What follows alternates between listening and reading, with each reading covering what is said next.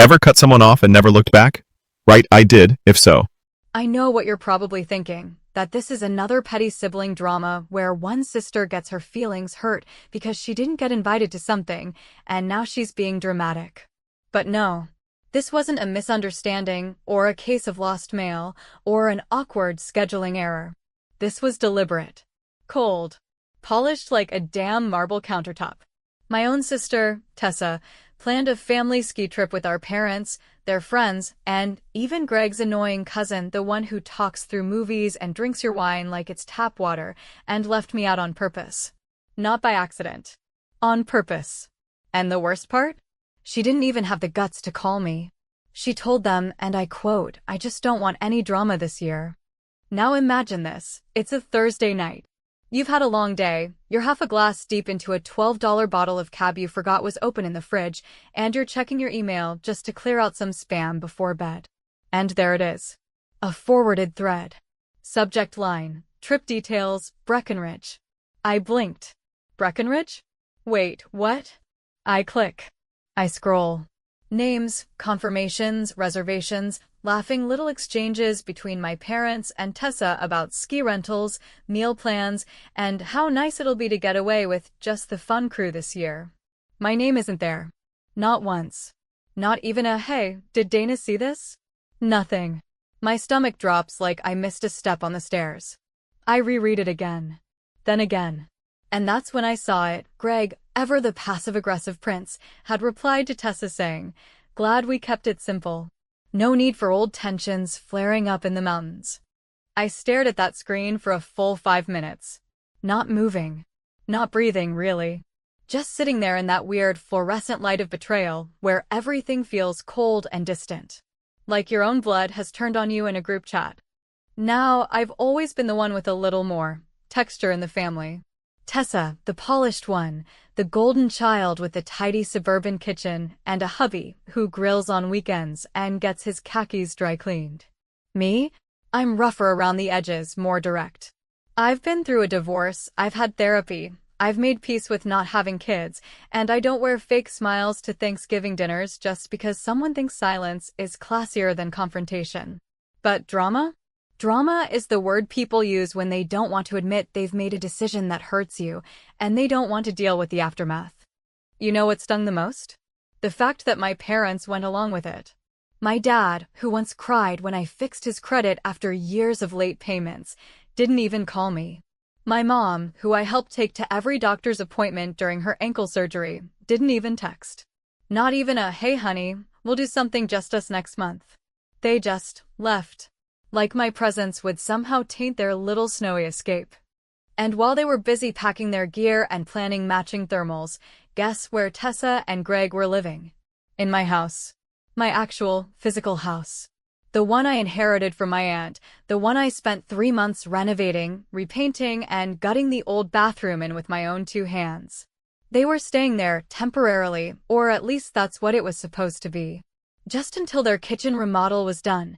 Just until the floors were finished, just until Greg's job settled down. You know how temporary turns into permanent when people get comfortable and you're too polite to press? They've been there a year and a half. Not a single rent check. I didn't ask for one because family is family, and I believed that when someone you love needs a soft place to land, you offer it. No questions. No contracts. And now, the woman who sends me cheerful selfies of my own living room decor while sipping wine I paid for had the audacity to cut me out of my own family trip for the sake of keeping the vibe light. So that night, after the wine turned warm in my hand and the emails blurred into a glowing mess, I did something I hadn't done in a long time. I let myself feel it. All of it. The rejection, the shame, the fury.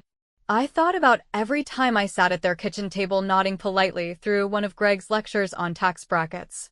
I thought about the Christmas I spent alone while they were off in Vermont because Tessa didn't want to travel with too many people. I thought about my own mother asking me, dead seriously, to apologize to your sister for making her cry that time you called out her lying about Grandma's will. And I thought, no more. I was done being the one they left behind, the one they tolerated instead of embraced. I had given them grace. I had given them shelter. I had given them silence, and they gave me exclusion. dressed up as emotional self-care. I walked through my house, and looked at the guest towels folded neatly in the bathroom, the coffee mug Tessa always used with the chipped rim, the wine rack that Greg filled with bottles he never offered to replace. It was mine, all of it. And suddenly, the idea just clicked. Not out of rage. Not even out of revenge. Just clarity. Cold, clean clarity. They wanted peace? Fine. I'd give it to them. The next morning, I changed every single lock on the house. Front door, back door, garage, basement, even the mailbox. And I did it all with the calm, quiet efficiency of a woman who finally realized that love without respect is just a leash with a smile on it. They wanted a drama-free vacation? Well, honey, they were about to come home to the kind of drama you can't ski away from.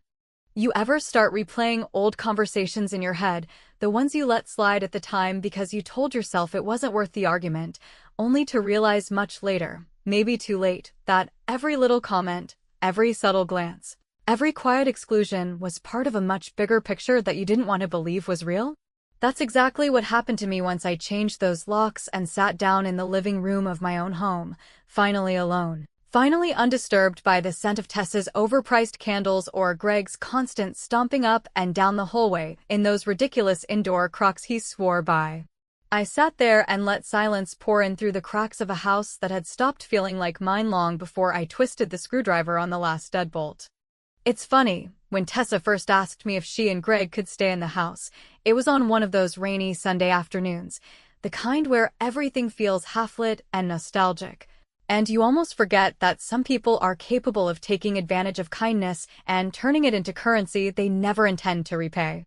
She came to me with wide eyes and trembling hands, telling me their home was getting gutted, that the contractors had found mold and broken piping, that everything was delayed and they had nowhere else to go. And wouldn't it be amazing if they could just borrow the house for a few months, just until October? I swear, Dana, we'll be out by Halloween, tops. That was over 18 months ago. I didn't hesitate. I didn't ask for paperwork or timelines. I didn't even ask them to cover utilities, although I should have. I told her yes before she even finished the sentence. Because that's who I've always been, the safe one, the one people call when they need help but ignore when they're back on their feet. And sure, at first, it was fine. They kept to themselves, or so I thought, and occasionally left me thank you notes or little chocolates from Trader Joe's that Tessa claimed reminded her of our childhood, which was her way of softening the fact that she and Greg were slowly rearranging everything in the house like it was a damn Airbnb they were customizing for a 5-star review. They didn't ask to put a new table in the dining room. They just did it. They didn't ask to paint the guest bathroom or hang that hideous abstract canvas in the hallway. They just did it. I told myself I was being petty, that it wasn't worth a fight, that if this helped them through a hard patch, I could swallow my pride and wait it out. But then the small things started disappearing. Not big stuff, not furniture or electronics, but little, intimate pieces of memory. The porcelain salt shaker I kept from Aunt Meg's place, the framed Polaroid of me and our childhood dog, Daisy, the scarf I used to hang on the coat rack near the entryway. At first, I thought I misplaced them. But when I asked Tessa, she'd just blink and say, "Oh, I don't know, maybe it got lost in the shuffle." You know how clutter just kind of walks away. That wasn't clutter. That was mine. And through it all, I bit my tongue. I told myself to stay calm, to be generous, to not make a thing out of nothing. That's what people like Tessa do. They train you to feel like your boundaries are overreactions, like your voice is noise, like being upset makes you the problem. But the kicker? The moment that ripped the curtain down for good wasn't even something I witnessed in person. It was a photograph. A goddamn Instagram post. I was scrolling mindlessly, trying to ignore the hollow silence of a Friday night without plans because, of course, the rest of my family was off laughing over fondue and après-ski cocktails, when I saw a photo that stopped me cold. It was the cabin. Our family's ski cabin, passed down from our grandfather. And in the picture, I could see that the room I always stayed in, my room, the one with the crocheted blanket I made myself, had been cleared out and handed over to Greg's cousin, Bryce. That idiot with the backward hats and stories about microdosing mushrooms for spiritual clarity. The caption read, "Loving the new setup. Thanks Tessa for giving me the good room." I didn't cry. I didn't scream. I didn't even call her. I just stood up, walked into the kitchen, and opened the drawer where I kept the spare keys. Gone. All of them. Not a single one left for me. She had them all. She took them without asking. Maybe not maliciously, maybe not with intent, but with the kind of entitlement that people grow into when you teach them they can take without giving. I didn't sleep that night. I sat by the window and waited for the sun to rise, and as soon as it did, I called a locksmith. A nice guy named Walter. He didn't ask questions. He didn't care about the drama. He just replaced every lock on every door like it was another Tuesday, and for him, I suppose it was. But for me, it was the line. The moment the ground shifted, and I finally realized that no one was coming to save me from this pattern. I had to end it myself. When the final key clicked into place, I felt something loosen in my chest, like I had been holding in a breath for over a year and didn't know it. This was my house, my space, my rules. And if Tessa thought she could draw the lines around who got to be in the family, if she really believed she had the right to exclude me for her own comfort, then I had every right to reclaim the one place she couldn't touch. You want to know something funny? That night, as I sat alone in the house she used to claim as hers, sipping tea and flipping through the remote she always kept stuck on HGTV, I didn't feel cruel. I didn't feel vindictive. I felt calm. Like I had finally done something right for myself instead of folding in for someone else. But I knew this wouldn't end here. I knew she'd come back. And when she did, she wouldn't be walking through my door, not unless she had a very different tone in her voice than the one she used to cut me out of our family. Because if Tessa thought I was going to stay quiet after being shut out, she clearly hadn't been paying attention all these years. And believe me, the real show hadn't even started yet. The thing about silence, the real, unnerving kind that creeps into a house and wraps itself around the furniture, is that it reveals truths you've been too distracted to notice. In the days after I changed the locks, a strange peace settled into the rooms of my home, a peace that felt earned, not gifted, not handed to me with terms and expectations like everything else that ever came from my sister. I didn't tell anyone what I had done. Not my friends, not my coworkers, and definitely not my parents. I didn't owe anyone an explanation. That house was mine legally, emotionally, historically mine, and if the people squatting in it thought their entitlement overrode my ownership, well, they were about to get a very cold lesson in reality, one snow-dusted doorstep at a time. Tessa and Greg were still in Colorado when it happened. I had timed it that way on purpose, knowing that if they were around, they'd try to guilt-trip me in person, try to corner me in my own kitchen with those soft, condescending voices they used when pretending to keep things civil. I didn't want civility. I wanted consequences. And I wasn't going to hand them the dignity of a warning.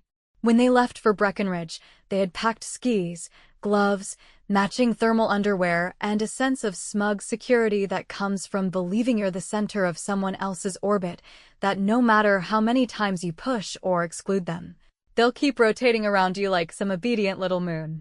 They didn't expect the orbit to break. They didn't see it coming. And that was the beauty of it. I got the first call at 11:30 on a Tuesday morning. My phone buzzed 3 times in rapid succession, 2 missed calls from Tessa and 1 from Greg, followed by a text message that was almost poetic in its confusion. "Hey Dana, is there a problem with the door? We can't get in. Can you check the locks?" The phrasing was exactly what I expected, cautious, tentative, as if they already sensed something had shifted, but didn't want to acknowledge it. I waited. I didn't reply. 5 minutes later, another message. "Seriously, all the keys stopped working. Is something going on?" I pictured them standing on the porch with their overpriced rolling suitcases, the kind with compartments labeled for snacks, goggles, and Greg's hair pomade. I imagined Tessa trying to smile through gritted teeth while Greg muttered about calling a locksmith of his own. The thought made me chuckle, and then I set my phone down and walked into the kitchen to make tea, because some moments deserve to be savored, not interrupted by digital noise. An hour later, I finally answered with a single sentence. "I thought you were moving out after the trip, figured I'd help the process along." No explanation. No apology. Just the kind of simple, cutting clarity that only someone who's truly done playing games can deliver. The reaction was immediate. My phone rang again, this time with that urgent buzz reserved for FaceTime calls, and I let it ring out.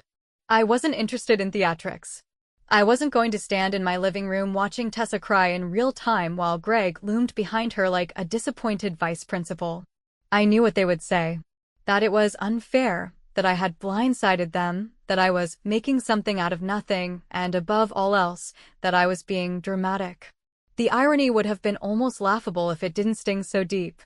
That evening, I got a call from Mrs. Hanley, my 82-year-old neighbor who's lived on the street since Reagan was in office and knows more about everyone's comings and goings than Facebook and the FBI combined. She said, "Honey, I don't mean to meddle, but your sister's been sitting on your porch for almost 2 hours. She's crying, and that husband of hers is pacing like a madman. You want me to call someone?" I told her no, thanked her, and hung up. Then I walked out to my front yard, not to help, not to talk, but just to breathe the air, to feel the weight of the moment, to remind myself that standing firm doesn't always feel like victory, sometimes it just feels necessary. Later that night, I got the message I knew was coming. Tessa sent a wall of text, long enough to require scrolling, filled with emotional landmines she hoped would trip me up. "I never meant to hurt you. You're overreacting. We thought we were doing what's best for everyone, and the worst one of all. I just didn't want you and Mom getting into it again." There it was. The heart of it. The reason I'd been cut out like a cancer, because I wasn't easy. Because I didn't play along when Mom made her passive digs, or when Dad pretended not to hear. Because I stood up for myself, and in this family, standing up has always been mistaken for causing trouble. But the part that got to me, the one that actually pierced through the armor I'd built in the quiet of that now empty house, was the final sentence. "Please, Dana, can we come back in and just talk? Just for tonight?" That word back, it said more than she realized. Because for her, the house had become hers. For her, my generosity had blurred the lines until she no longer saw the difference between borrowing and taking, between being welcomed and owning. And now, suddenly, she understood. Now, with her suitcase on the porch and her key useless, she remembered whose home it was. I didn't reply. I didn't need to. Instead, I stood at the kitchen window, lights off, watching the front steps as Greg shuffled bags into their car and Tessa sat on the edge of the porch, staring at the front door like it had betrayed her. I didn't enjoy it, not in the way people think revenge feels. It wasn't satisfying like finishing a race or cashing a check. It was colder, quieter, like finally letting go of a rope you've been pulling on for years, only to realize the other person was never pulling back. And in that stillness, with the porch light casting shadows over the driveway, I knew this wasn't over. She'd try again. She'd come back with apologies, with charm, with some rewritten version of the story, where she's the one who tried to keep the peace, and I'm the one who lit the match. But this time, she wouldn't find the same woman waiting on the other side of that door. Because this time, the locks weren't the only thing that had changed. There's a particular kind of quiet that fills your house the morning after a storm, not a storm of thunder and rain, but the kind where the tension between people finally snaps and leaves behind an air that's heavier than it was before, filled with everything that was said and, perhaps more dangerously, everything that wasn't. That morning, I woke up alone in my bed, the house still locked, still mine, still untouched by the chaos of my sister's voice or her husband's huffing footsteps, and for the first time in what felt like years, I breathed without effort. There were no sounds of doors slamming or Tessa's music humming in the background like she lived in a spa commercial. No passive-aggressive sticky notes from Greg reminding me that hot water is expensive. Just me, my coffee, and a quiet that felt like truth. But peace is never permanent in families like mine. Not when someone feels cornered, not when reputations are on the line, not when a golden child's image starts to crack. I knew she wouldn't stay gone. I knew she'd come back, not because she missed me, not because she truly wanted to fix what she had broken, but because her comfort had been interrupted. And when people like Tessa lose their grip on the soft cushions of entitlement they've been resting on their whole lives, they don't apologize, they negotiate, they spin. They rewrite history in ways that make them feel safe in their own skin again. She showed up the next afternoon. I was walking back to my car from the grocery store, juggling 2 bags of oranges and a half-defrosted frozen pizza, when I saw her standing by my mailbox like she belonged there, like nothing had happened. Like she was just dropping by for a casual chat and not trying to claw her way back into a house she disrespected and used like it came with her last name on the deed. Her face was drawn, mascara smudged just enough to suggest distress without making her look disheveled, and her coat, the one I bought her 3 Christmases ago, was zipped all the way to the collar, like she was bracing herself for something cold. She didn't start with an apology. That's the part that still gets me. She started with a sigh. A big, long, performative sigh that filled the silence between us like a smoke screen. Then she said, "Dana, I didn't come here to fight. I just want to talk." The words fell between us like puzzle pieces from 2 different boxes. They looked like they might fit if you squinted, but something was clearly off. I didn't move. I didn't unlock the door. I just stood there on the porch, letting the cold wind nip at my neck, watching her face twitch with forced composure. She wanted me to say something first, to ask if she was okay, to offer her the warmth she no longer had access to. But I didn't. I waited. And then she cracked. She said she didn't mean for things to go this far, that she didn't think I'd be this hurt, that she only wanted to avoid tension on the trip and that leaving me out was the easiest way to keep the peace. She kept using words like peace, balance, and harmony, like we were running a yoga studio and not navigating a family structure where I'd spent decades being blamed for the discomfort of others simply because I wasn't quiet when things got ugly. I asked her a single question, calmly, evenly, like I was asking about the weather, and it was this: "Why have you never defended me when they made me the problem?" And just like that, her face fell. Not because she didn't understand, but because she did, and she didn't have an answer that would make her look good. She opened her mouth, closed it again, and then finally said, "I didn't want to get in the middle." That phrase, "in the middle," it nearly made me laugh. As if there was ever a middle. As if she hadn't already chosen a side every single time she kept quiet while our mother rolled her eyes at my opinions, or while our father conveniently forgot to invite me to dinners but remembered to call her for advice on his taxes. As if silence didn't already say everything. So I told her, plainly and without anger, that I wasn't going to pretend it hadn't happened. That changing the locks wasn't about spite or pettiness, it was about clarity. It was about finally drawing a boundary that couldn't be stepped over just because she decided it wasn't convenient anymore. She blinked, and then she asked the thing I knew was coming all along: "Can we come back, just until we figure something else out?" And there it was. The ask. The real reason for the visit. She wasn't here to make peace, she was here to reclaim comfort. My comfort. On her terms. I didn't raise my voice. I didn't lecture. I told her if she wanted to move back in, she would have to pay 6 months of back rent, not out of cruelty, but to put value back on what had been taken for granted. And that wasn't all. I told her if she wanted to stay in any kind of relationship with me at all, as a sister, as a person, she would have to speak to our parents and tell them the truth. That I wasn't excluded because I was difficult, but because I made people uncomfortable with my refusal to play nice while being quietly disrespected. She would have to own her choices. Out loud. In front of them. Her mouth tightened. She glanced at the ground. Then she said, "Greg won't go for that." I nodded. "Then I guess you'll have to decide who you're more afraid of disappointing." She looked at me like I'd slapped her, like I'd crossed some sacred line of sisterly loyalty, but it was the same look people give when you finally put a mirror in front of them and they don't like what they see. She left without saying goodbye, her boots crunching on the gravel like punctuation marks to a sentence she didn't finish. And that night, as I sat by the fireplace with a cup of tea and no one else in the house to tiptoe around, I realized something that caught me off guard. I wasn't angry anymore.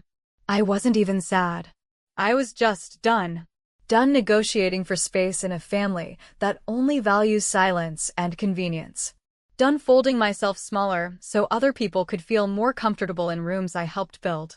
Tessa thought love meant being forgiven every time she refused to take responsibility. But real love has conditions, and second chances, when they come, aren't free. And as for this one? Well, She was going to have to earn it the hard way. There's a strange kind of numbness that comes after you finally say what needed to be said, after you stop dancing around the feelings of people who never once paused to consider yours, after you plant your feet so firmly in your own truth that they're old tactics. The guilt, the rewriting of history, the pleading tones meant to sound sincere, but hollow in all the wrong places, no longer reach the soft parts of you they used to bruise with such casual precision. It doesn't feel like victory. Not exactly. It's quieter than that, more sobering, like waking up after a storm has passed and realizing that everything is still standing, but it all looks different, like the landscape of your life has been altered permanently. And you're just now seeing the edges of it for the first time. A few days passed without a word. No calls, no texts, no attempts at negotiation. The silence wasn't peaceful this time. It was tactical, manufactured, calculated in its emptiness, like they were waiting to see who would flinch first, who would cave, who would blink. But I didn't. I stayed quiet, not out of pride or stubbornness, but because I had finally come to understand that when you give people like Tessa and Greg a second chance too quickly, without consequence or clarity, all you're really doing is confirming their belief that you will always fold when they push hard enough. And I was done folding. If they wanted something from me now, my space, my forgiveness, my time, they were going to have to pay for it in truth and honesty and effort, not with half-hearted apologies wrapped in manipulation. But it wasn't them who called first. It was my mother. She rang one morning just after 9, her voice soft and hesitant in that way she uses when she knows she's part of the problem, but refuses to admit it outright. She said, "Sweetheart, we've been talking, and your sister is really torn up about everything that happened. We just want the family to be together again." I almost laughed, not because it was funny, but because it was so predictable. I asked her calmly, perhaps too calmly, if she or Dad had thought to call me before the trip, when they were making plans to exclude me for the sake of a more peaceful experience. There was a pause on the line, long and awkward, the kind that reveals far more than words ever could, and then she said something that only confirmed everything I already knew. We just didn't want to rock the boat. There it was. The truth, laid bare in one tired old phrase. They didn't want to rock the boat. So instead, they threw me overboard. I could hear my father's voice in the background, muttering something like, "It's not that simple," and I felt my chest tighten, not with sadness or pain, but with the final click of a door that had already closed. I said, "It is that simple, actually. You chose the version of the family that was easier to manage. And now you want me to play along like nothing happened, just to keep things comfortable. But I'm not doing that anymore." There was another silence, thicker this time, like a fog that no one knew how to cut through, and then my mother sighed and said, "Well, I guess you've made up your mind." I didn't correct her. She was right. I had. And it felt like the first real decision I'd made in a long time that was entirely mine.